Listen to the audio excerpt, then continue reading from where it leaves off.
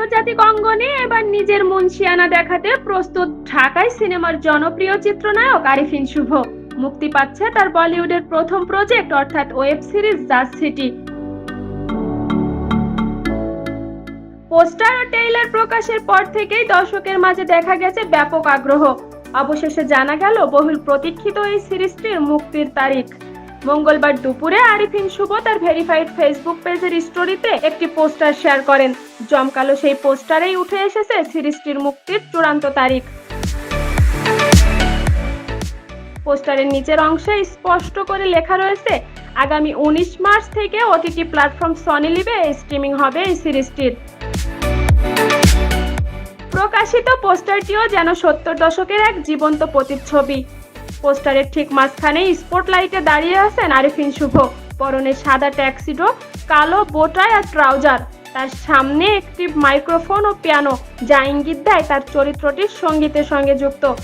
তার ঠিক পিছনেই গ্ল্যামারাস লুকে পিয়ানোতে মগ্ন এক নারী। পোস্টারের আবহাওয়া জুড়ে রয়েছে রহস্য আর বারুদের গন্ধ।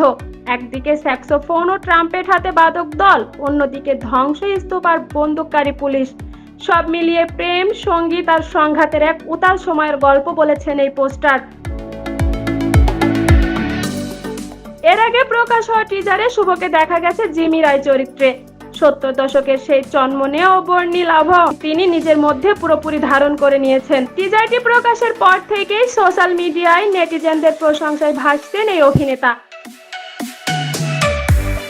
ভক্তদের মতে আরিফিন শুভ বলিউডের বড় ধরনের ঝড় তুলতে যাচ্ছেন। ভারতীয় নির্মাতা সৌমিক সেনের পরিচালনায় এই সিরিজের শুভর বিপরীতে রসায়ন জমাবেন কলকাতার অভিনেত্রী সৌরসনী মৈত্র। এছাড়া কলকাতা ও হিন্দি সিনেমার এক ঝাঁক তারকাকে দেখা যাবে এতে। এখন শুধু অপেক্ষা 19 মার্চের। সোহানা শারমিন শিমু, বিনোদন ডেস্ক, কাল প্রকাশ।